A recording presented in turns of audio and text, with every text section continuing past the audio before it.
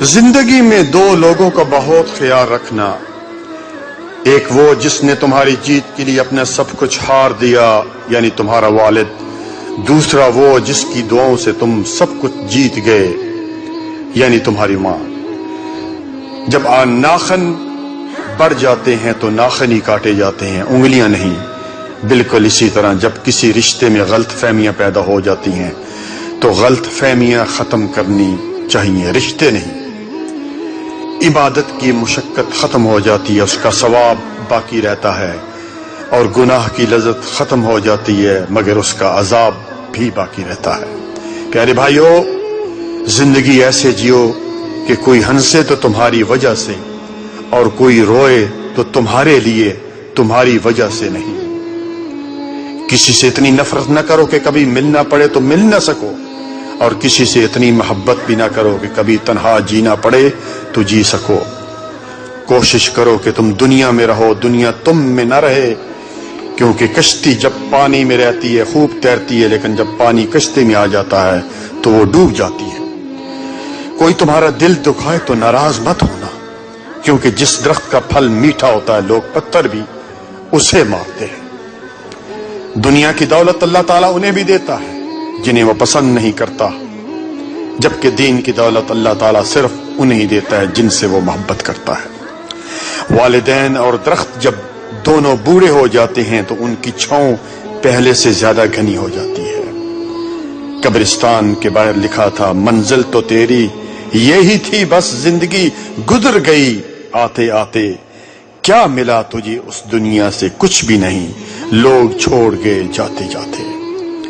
جب دل ٹوٹ جائے تو اٹھا کر اسی مصور کے پاس لے جاؤ جس نے اسے بنایا ہے، کیونکہ اس سے بہتر تو کوئی نہیں جان سکتا، اور وہ ہے میرا رب۔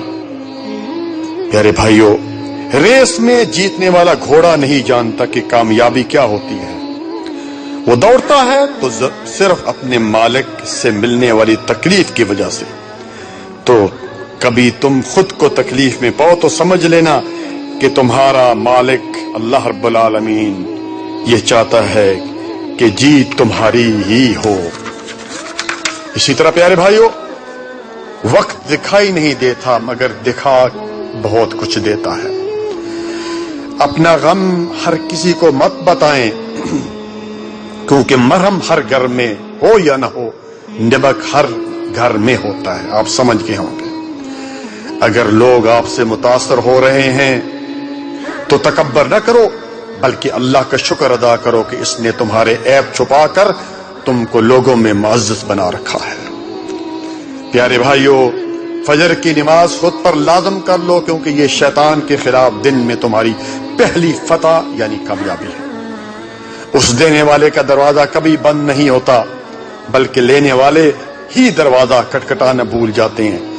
اس کائنات میں صرف اللہ سبحانہ وتعالی کی دکان ایسی ہے جہاں خریداری کے لیے اگر جیب میں کوئی نیکی نہیں تو آپ ہاتھوں پر چند آنسو رکھ کر جو چاہے لے لیں۔ غلطی ماننے اور گناہ چھوڑنے میں کبھی دیر نہ کرو، کیونکہ سفر جتنا طویل ہوتا جائے گا واپسی اتنی دشوار ہوگی۔ پیارے بھائیو، ابھی موقع ہے، اعمال نامے کھلے ہیں، زندگی باقی ہے، بدن کے اعضاء صحیح سلامت ہے، توبہ کا دروازہ کھلا ہے۔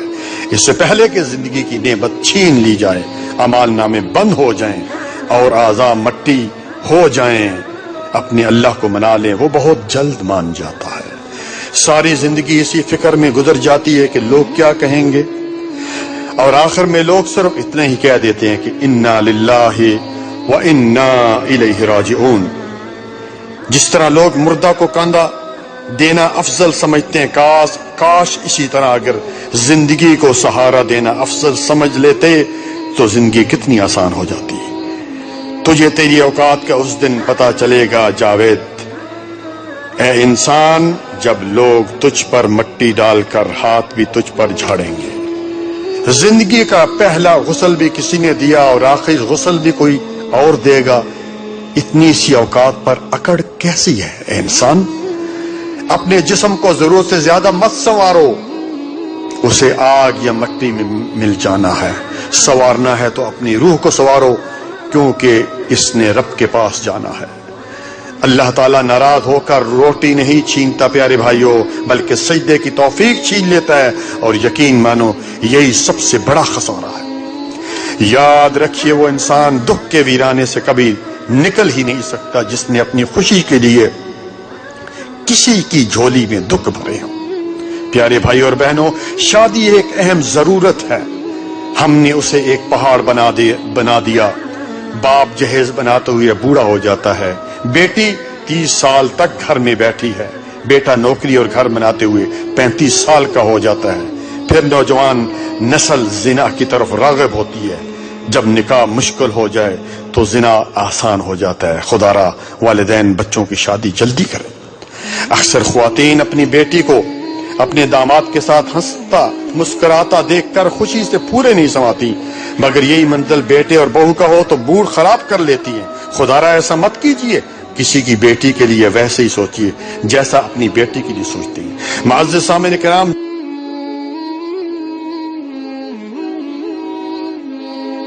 جسمانی بیماری ہے وہ زیادہ سے زیادہ قبر تک پہنچا دے گی، مگر شرک ایک ایسی روحانی بیماری ہے جو جہنم کی آگ تک پہنچا دیتی ہے۔ کبھی آپ نے سوچا ہے کہ 18,000 مخلوقات میں صرف انسان ہی پیسہ کماتا ہے؟ کوئی مخلوق کبھی بھوکی نہیں رہتی اور اس انسان کا کبھی پیٹ بھرتا نہیں۔ انسان رشتے بدلتا ہے، دوست بدلتا ہے، پھر بھی وہ پریشان کیوں رہتا ہے؟ کیونکہ وہ خود کو نہیں بدلتا۔ اس لیے مرزا غالب نے کیا خوب کہا تھا کہ عمر بھر غالب یہی بھول کرتا رہا، دھول چہرے پر تھی صاف آئینہ کرتا رہا۔ فنا نہ کر اپنی زندگی کو راہ جنون میں اے نوجوان، کب کرے گا عبادت میں جب گناہ کرنے کی طاقت نہیں رہے گی؟ جوانی میں ہی کر لے جتنے سجدے کرنا ہے، میں نے اکثر بوڑھوں کو بنا سجدے کے نماز پڑھتے دیکھا ہے۔